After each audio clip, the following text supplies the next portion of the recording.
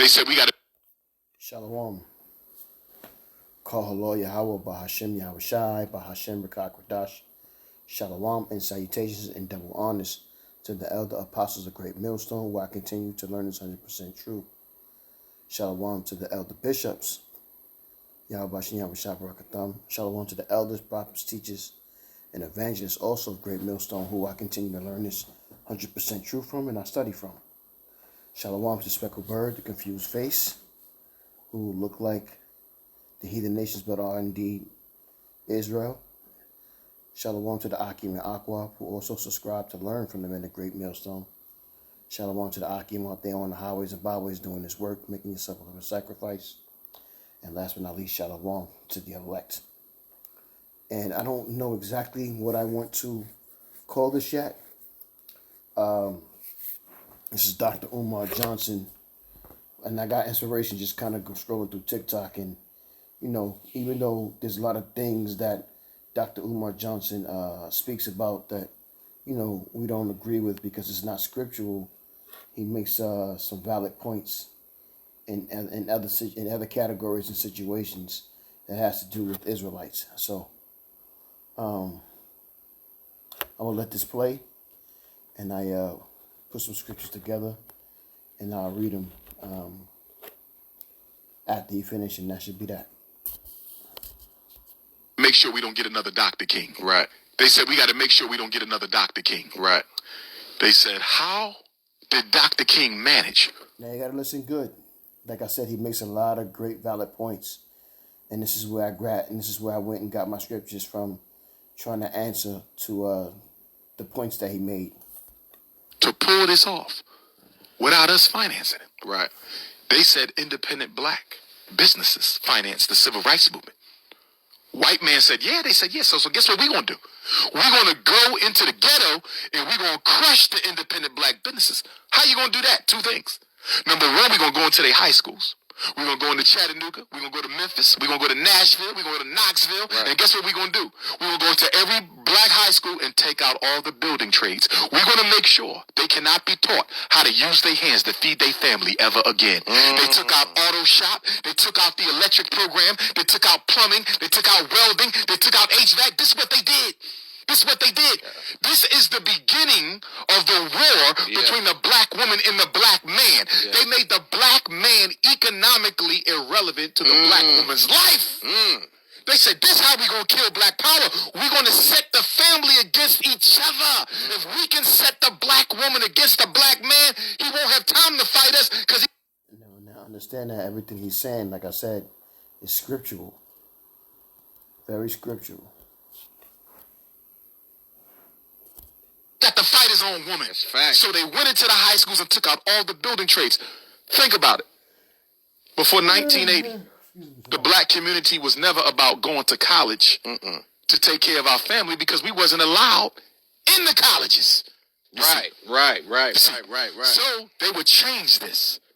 So while they taking away our economics by making sure our boys ain't learning the skills that pay the bills, making sure our boys no longer learn the skills that pay the bills, they started this college education propaganda. Go to college. America is integrated now. You can go to Harvard and Stanford and Yale, and we sent our kids $100,000 loans. Go. Failing to realize that even though they got that degree, who gonna give them a job? Right. It was a trap. Right. It was a trap. Right. So then 1970, they economically decimated us. And then they took all the factories out the black community. You go to most northern and midwestern cities, Detroit, Chicago, Philadelphia, Baltimore, you see old factories. Yeah. That's where we used to work. Yeah. Good jobs. Made more then than we make now with college degrees. They got rid of all of them. Yeah. That was the 1970s. But they wasn't done.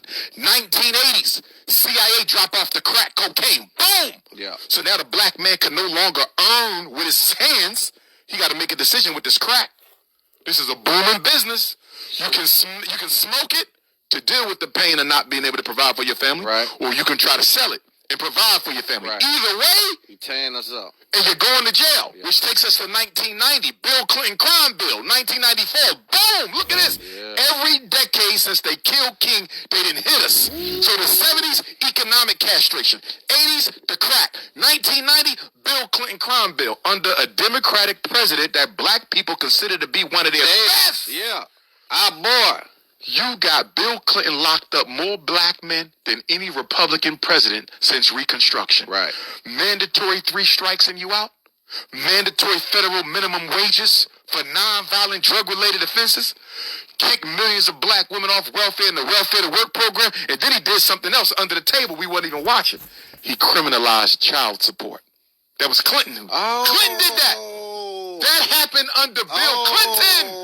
Before Bill Clinton, you didn't go to jail if you didn't have a job to pay your child support. Right. He snuck that in.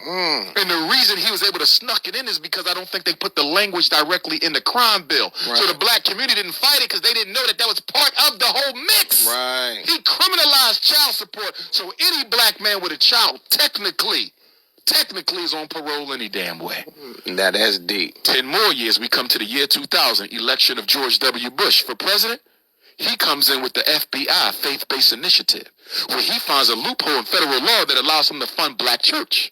If you want to know why you ain't seen the black church involved in any major struggle affecting black folks, have you noticed that you don't see the black church dealing with police genocide? At all. You don't see the black church dealing with miseducation? You don't see the black church dealing with unemployment? You don't see the black church dealing with mass incarceration? Can you name one thing that the black church is at the forefront of changing for black folks? You can't. Why? Because of Y2K, the new millennium came with a new takeover of the black church. The federal government now owns the black church. That's that 5103C program. I had to research to find out when was it out. I know it was probably out before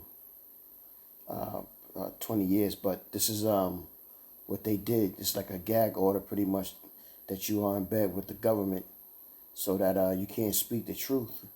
You can only speak the scripture package that they have and they want you to speak.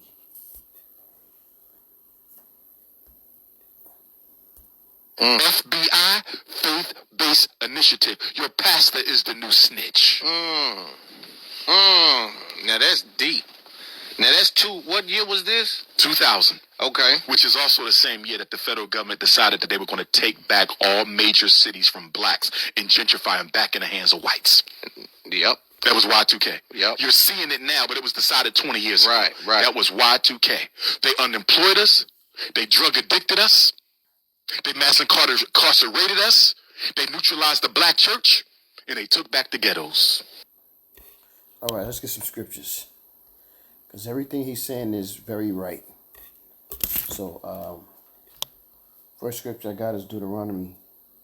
And it's a lot of scriptures in Deuteronomy because verse 28 consists of a lot of the curses that comes for the Israelites. This is Deuteronomy 28:39.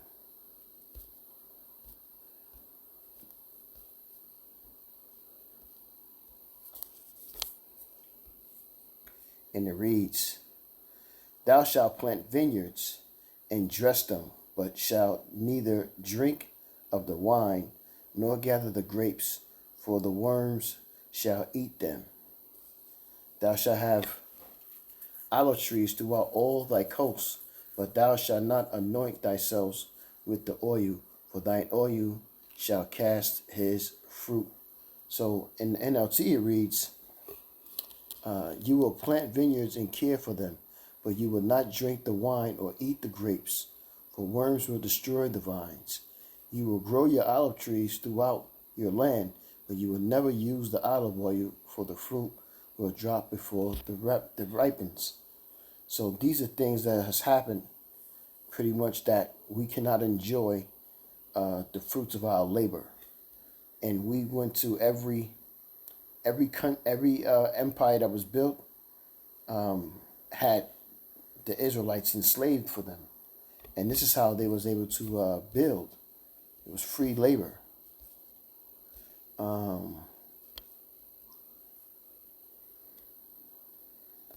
Deuteronomy 28:16. "Cursed shall thou be in the city." Who? The Israelites. In any city you in, you're going to be cursed. Like he said, they gentrified the cities. They gentrified the areas. Cursed shall thou be in the field. In the field, when we're working in the field, whatever jobs we have, we're cursed. We don't get paid like the Edomites do. We don't get paid like any other nation does. Everybody else gets paid more than we do. We're first to be fired and the last to be hired. And now, since this NWO is about to happen, they're about to really take away all kinds of gigs. So now our women and our computer-based Israelites who work and make their money off computers, they're going to be in trouble because you're going to have to convert to what Esau wants you to do. If not, then you're not going to be able to survive in his NWO. This is Deuteronomy 28:41. Thou shalt beget sons and daughters, but thou shalt not enjoy them, for they shall go into captivity. All thy trees and fruit of thy land shall the locust consume. They separated us even after we were scattered. They broke up our families. They didn't tell us the truth about who we are. This is why Esau has a big price to pay, because of the wickedness he has done to Israel, and he has to pay for it, especially starting with Amalek. And now that the sons and daughters are going into captivity, they're starting to recognize and realize they're waking up on what Esau's done. Now, not all of Israel is, but majority of Israel, Salakia, but some of Israel is waking up to see what's going on. They realize that they've been tricked and they've been lied to all this time.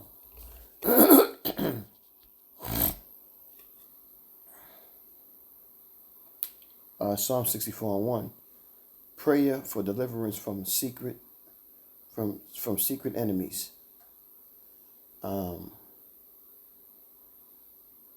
This is Psalms to the chief musician, the Psalms of David. Hear my voice, O power, and my prayer. Preserve my life from fear of the enemy. Hide me from the secret counsel of the wicked, from the insurrection of workers of iniquity. Why? Because these are the people who sought out to kill us ever since Isaac passed away. Esau said to himself, roughly paraphrasing, the days soon come when my father will pass and I will kill my brother Jacob. And this is what they do. Psalm 64:3. Who whet their tongue like a sword and bend their bows to shoot their arrows, even bitter words. And they do that because they try to take away the birthright back. Because they know that they're not promised all the great things that was received by Jacob from Isaac. And to this day, they're very angry with us, and they would like to get their spot back, but it's not going to happen. Psalms 88. I'll start at 3. They have taken crafty counsel against thy people and consulted against thy hidden ones. They have come and let us. They have said, "Come, let us cut off from being let us cut them off from being a nation, that the name of Israel may be no more in remembrance. They have consulted together with one consent. They are confederate against thee." And what is confederate? Well, consulted together. They where's that word at?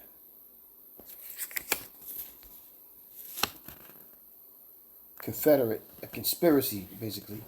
Conspiracy is to breathe together. And these are the people, these are the ones who hate us.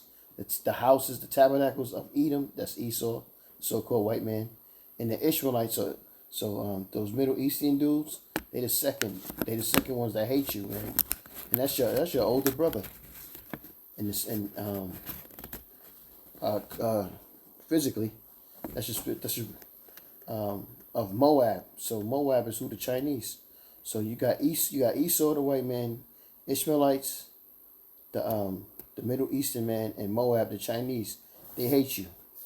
The Hagarenes, Gabal, and Ammon, and Amalek, the Philistines. So pretty much the Hamites hate you. The Ishmaelites hate you, and Esau hates you. So all the people of the world say, yeah, let's gather together, even though we don't get along. Let's keep them down. Let's capitalize. That's why everybody want to come here, because Jake spends all their money that they make on things that they don't need, or they always they pretty much put you in a position of spending money, ridiculous prices for things that's not even worth it. And that's what Moab just did. He just he got mad with Esau and said, you know what, I'm gonna expose you. So, and that's also too it's the time too, because Esau's about to be exposed for all the nonsense he's done. And now we're in a position where this internet is doing the heavy lifting and is showing us all the wickedness that this man is into and has done towards everybody, not just the Israelites. Isaiah 42:22. But this is a people robbed and spoiled. They are all of them snared in holes, and they have hid in prison houses. They are a prey, and none delivereth for a spoil, and none saith restore. So again, like Dr. Umar Johnson was speaking about how, in the 90s was a mass incarceration. And this is what they do to us, man. Mass incarceration. But yeah, how about Yahweh Shai is going to, he's going to get us elect up out of there.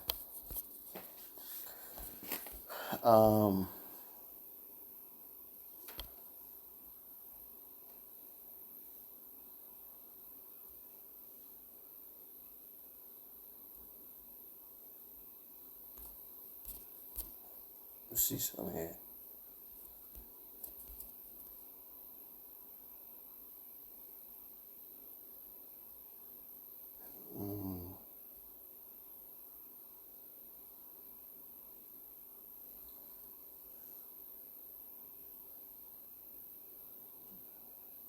I definitely got the wrong scripture. I don't even see.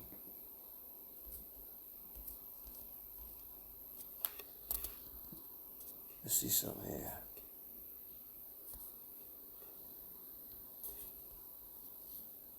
Yeah. So I can hear me 1 second, Israel.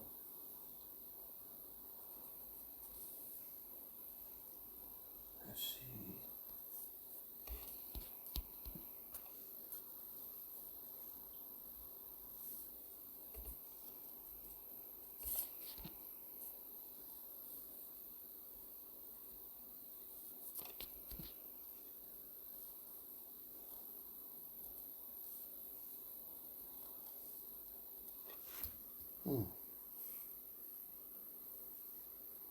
I messed that up.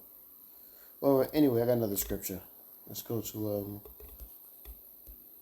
Amos 5:11, and it reads, "For as much, therefore, as your trending is upon the poor, and ye take heed from his burdens of wheat, yet have built houses of hewn stone, but ye shall not dwell in them. Ye have planted pleasant vineyards, but ye shall not drink wine of them." And why is that? Because we're under the curses. And there's nothing that's going to be able to get us out of that other than Yahweh Shai.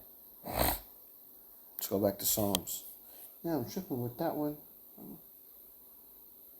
wonder where that come from. I gotta figure that one out.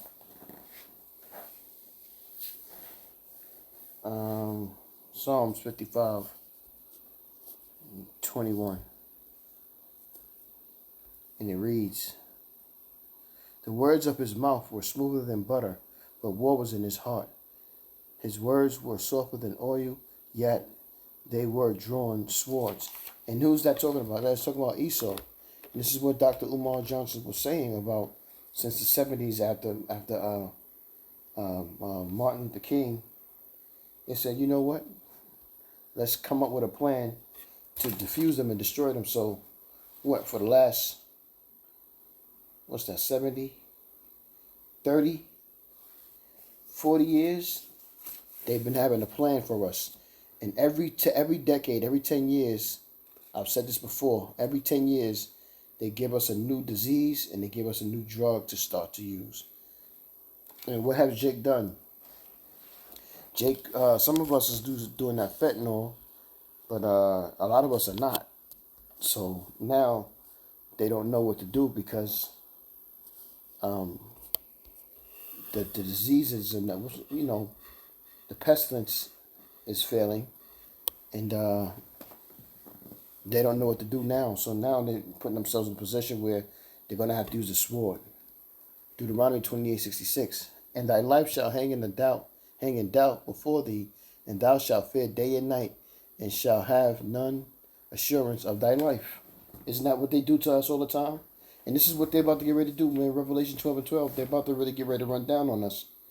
Our lives are in danger, and we have to pray to the Most High that He can get us out of the situation, because it's about to get really bad out here.